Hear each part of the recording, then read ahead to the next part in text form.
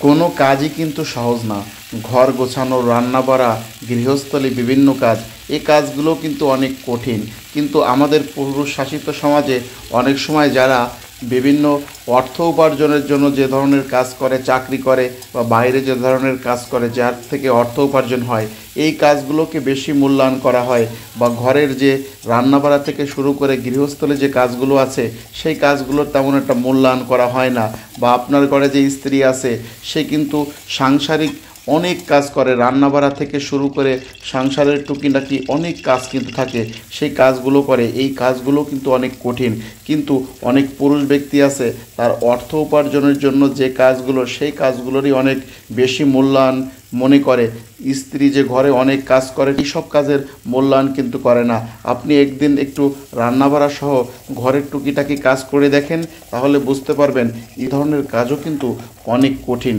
রান্না হওয়ার পরে সেই জিনিসটা খেতে কিন্তু খুব বেশি সময় লাগে না, কিন্তু ওই রান্নাটা করতে যে কতটা সময় লাগে, কতটা কষ্ট, এইটা যদি একদিন করে দেখেন তাহলে বুঝতে পারবেন।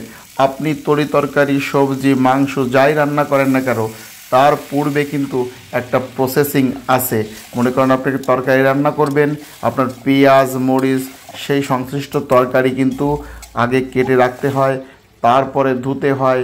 কি মাছ রান্না করবেন সেই মাছটা ধুতে হয়, মাছটা পরিষ্কার করতে হয় এবং সেই মাছটা ভেজে রাখতে হয়। মাংস রান্না করতে গেলে রসুন, পেঁয়াজ এবং বিভিন্ন মশলা তৈরি করতে হয়। এগুলো কিন্তু করতে অনেক সময় লাগে, কিন্তু খেতে কিন্তু খুব বেশি সময় লাগে না। এই জন্য এই ধরনের কাজ যারা করে তাদের কাজের মূল্যায়নও কিন্তু করা উচিত।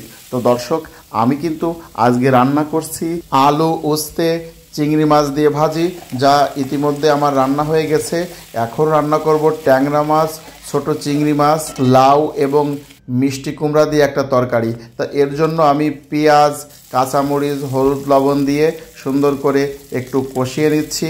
তারপর এর ভিতর দিয়ে দিব হচ্ছে যে আমি লাউ এবং মিষ্টি কুমড়া কেটে রেখেছিলাম, সেই মিষ্টি কুমড়া এবং লাউ, এবং এগুলো দেওয়ার পরে দেখেন আমি এটা নেড়ে চেড়ে লবণ হলুদ দিয়ে কষিয়ে নিচ্ছি। কষিয়ে দেওয়ার পরে কিন্তু আমি এই তরকারিটা উঠায় রেখেছিলাম। এখন দেব তেলানি। তেলানি দেওয়ার জন্য আমি তেল গরম করে জিরা এবং তেজপাতা এর ভিতর দিয়ে সুন্দরভাবে নেড়ে চেড়ে একটু ভেজে নিচ্ছি। আর একটু দিয়ে দিয়েছি সামান্য পরিমাণে কাঁচা ধনের গুঁড়ো। তারপরে এর ভিতর তরকারি দিয়ে কিন্তু সুন্দরভাবে নেড়ে চেড়ে তারপরে বেশ সময় কিন্তু আমি ঢেকে রেখেছিলাম যাতে তরকারিটা আর একটু ভালোভাবে গলে যায়। তারপরে এর ভিতর দিয়ে দিয়েছি হচ্ছে যে মাছ আমি ভেজে রেখেছিলাম, ট্যাংরা মাছ এবং চিংড়ি মাছ, সেটা এর ভিতর দিয়ে তারপরে আরও একটু নেড়ে চেড়ে নিয়েছি। তো এরপরে কিন্তু খুব বেশি সময় আর প্রয়োজন হয় নাই, খুব অল্প সময়ের ভিতর আমার রান্না কমপ্লিট হয়ে গেছে। তো আমার রান্না কেমন হয়েছে অবশ্যই কমেন্টের মাধ্যমে জানাবেন। ভালো লাগলে লাইক, কমেন্ট, শেয়ার করে আমার পেজে যুক্ত হয়ে আমার পাশে থাকবেন।